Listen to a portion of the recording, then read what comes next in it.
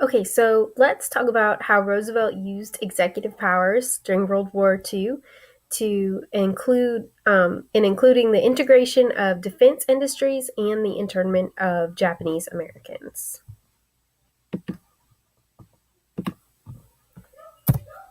Okay, so there are a couple different ways that FDR used his executive powers during World War II. So, January 1941, A. Philip Randolph, who was fighting to end discrimination in factories and to end segregation in the military for African Americans, began a march on Washington movement. He didn't actually do the march, but organized this movement and aimed at forcing the administration to act on discriminatory practices. So African Americans believe that a lot of them volunteered to serve in the war effort in the military because they believed that they were fighting for the double V. So what's double V mean? It means double victory. So what was the double victory? What were they trying to achieve? They were trying to not only have victory in this war for the Allied forces, but they also wanted victory at home. And they thought, okay, so if we prove that we can fight too and fight for this country, then it's almost like we'll end segregation at home and we'll have a we'll prove that we are just as valuable as anybody else in this country. So that was the double victory that they hoped to achieve through the war effort. The media reported about this March on Washington that A. Philip Randolph was organizing. They reported that 100,000 people were planning to march on Washington. Now, in the midst of all these problems with World War II and trying to get a handle on this, FDR feared that this would start a race riot. And he also was worried that any violence would give a potential propaganda victory to Adolf Hitler. So Hitler could play off of this and use it against the US. So after meeting with A. Philip Randolph and the head of the NAACP, the NAACP, FDR issued an executive order prohibiting discrimination on government contracted jobs.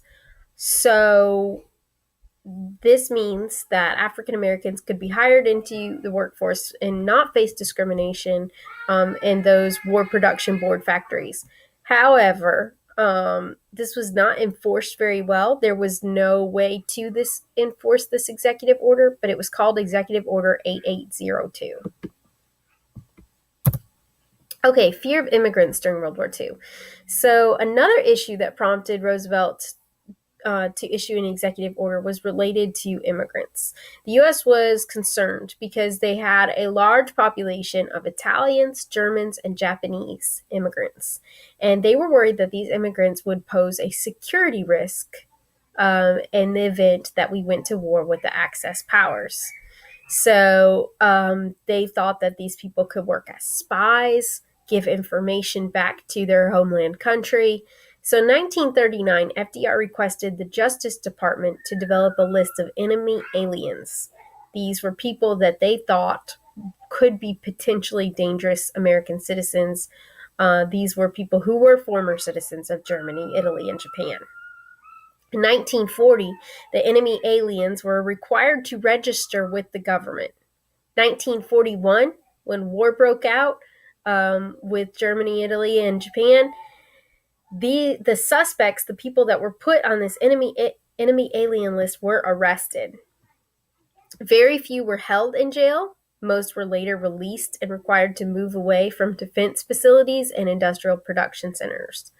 But this is just one of those things that shows how civil liberties were violated to protect national security during the war. Japanese internment camps are also a way that civil liberties were definitely violated during World War II. So many Americans believe that Pearl Harbor was the result of Japanese Americans who lived in California informing Japanese military. And so There was more widespread support of harsh treatment of these immigrants, anybody from Japan. The West Coast was designated as a security zone, and all potential enemies were to be removed from that region. So anybody who was Japanese and living in California, Oregon, Washington was to be removed. So 110,000 Japanese Americans were removed and placed in internment camps that you see here in these pictures. And these were camps where they lived together in small spaces. They were not allowed to leave. They could be shot if if they tried to leave. And many people, when they were moved, lost their homes, their businesses, their farms, their livelihood. So, and were forced to go to these desert regions in the American West, these internment camps. So this is a huge example of how civil liberties were violated to secure, to make sure that the nation was secure. And this is one of those things that is kind of like a shame moment in American history, that Japanese people were treated this way. Okay, so hopefully you remember how FDR used his executive powers during World War II. Executive Order 8802, jailing enemy aliens, people who were deemed as enemy aliens, and then finally the Japanese internment camps. Thank you, and thank you for watching.